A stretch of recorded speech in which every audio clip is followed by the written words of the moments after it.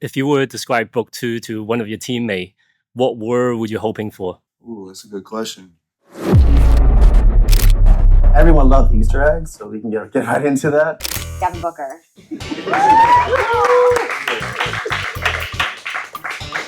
And also joining us this evening, we have a couple of Nike teammates. We have Ben Nethongkome, our Nike basketball footwear product designer. Book 2, I mean, we wanted to, we're just talking about the back, I'd say trim the fat a little bit, make the shoe a little bit more sleeker. I think a big thing for me was, feeling the court more, being a little bit lower to the ground. Yeah, we took it from there. A lot of inspiration from some more classic shoes that, we can talk through further, but, you'll see it throughout. A lot of classics. I'd say the one that comes to mind immediately is Spirit On.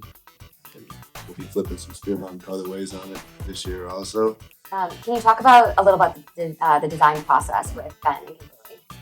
Yeah, I think you're right earlier with the one we inspired by Restomat, like having classic cars be built a certain way where the engine's supercharged and tuned up, but the outside is very classic. And that approach kind of cascaded over to the 2 as well, where we're cloaking the innovation. Things feel like it's underneath. Speaking of the shoe, losing the fat was a major one for you. We've lowered the profile of the shoe. The midsole just feels less chunky. Even the profile of the cross section is great sport feel. Because you remove materials that get lower to the ground, we increase performance by moving the seam back that was formerly in the heel in the 1 down to the forefoot, so you have the responsiveness that you are looking for a footwear feel. And also just overall shape. We want to talk about like stance, silhouette. You want to have. We worked through a couple of different heights before, like making sure that's the correct collar height. You can kind of see here. That was one thing that we kept working on, making sure that the silhouette looked right, but also just from shedding the weight aspect. The shoe is actually 5% lighter than the first one by doing all these modern methods. So we're super proud about that. So any Easter eggs or any other details that you want to get into? Everyone loves Easter eggs, so we can get right into that. I mean, the first one is like inspired by the desert. The traction has like this sun ray from the very center that kind of concentric outwards. The front here, when you guys get a chance to look at the shoe, instead of little stars, it's like cactus needles in the very front. We thought that was a cool tie into a classic take of old school models, but done in the right way. If you look at just overall, like the bookend as well, we had chapter 1, first Booker, and now it's 2, just continuing that lineage. We felt that was something that's ownable and iconic to book. Okay, what are your favorite details? I mean, these are the first 2 colorways, and I'd say with the 1 too, I wanted to pay homage to just the Phoenix colorway and start with orange involved in both. How I did the first one too. Felt like overall everybody got away from that with all the colors you can wear on the court now. Yeah. To just pay homage to Phoenix and give my son's fans something that they can rock each game.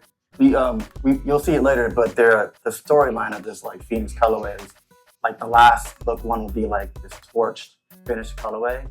So like Phoenix would kind of torch and become ash, and then rising as the Phoenix. So that lineage of storytelling will be shared later on, but there's 3 shoes for that. Especially with the 1, I've had so many colorways and stories told, and that was a big thing for me. And shoes have always been to me is storytelling. So, I didn't want any shoe to just be the red and white shoe or the green and orange shoe. Like, I wanted each one to represent something from my life, something from Phoenix, either old silhouette colorways that people have fell in love with in the past. And I was surprised, like a lot of shoes that I thought were historically famous, and they are historically famous, that people had never seen. So that was a fun part of it. And like I said, with so many colorways, you just keep digging deeper, and more stories to tell on the 2. But there will be versions where it does look at Spirit On. I'd say it's more skateboardish too. I looked at the Niger 2, which was a silhouette that I loved also. So I think it's a combination. I mean, you see the Air Force 1 outsole on the bottom that we were just talking about. Like, there's bits and pieces that I just find from shoes that I've loved that I just try to include. This is actually lower than my first one. I go what I perform best in.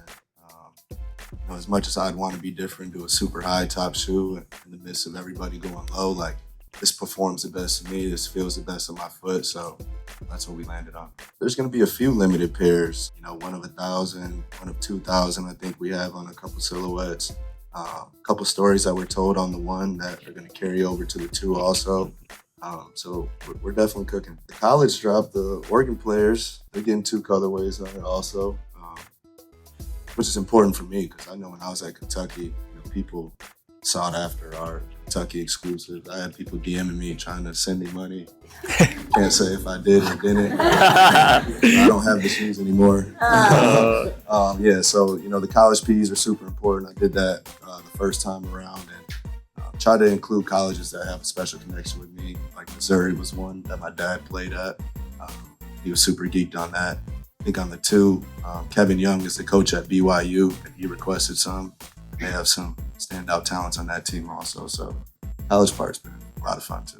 I used to do a lot of sketches of shoes, a lot of whole page, like just my signature. I would do that a lot too before anybody had ever asked for an autograph for me. I wouldn't say I was the biggest artist, but those were the 2 things that I did harp on. What was it like just seeing the narrative of people expecting the shoe to be simple, but then how much it was adopted performance-wise, and how positive the response was on the court?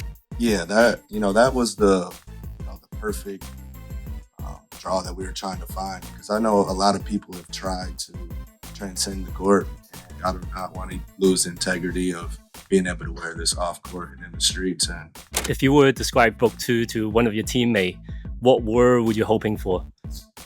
ooh, that's a good question. I have a couple of my teammates over there. One word, I'd say reactive.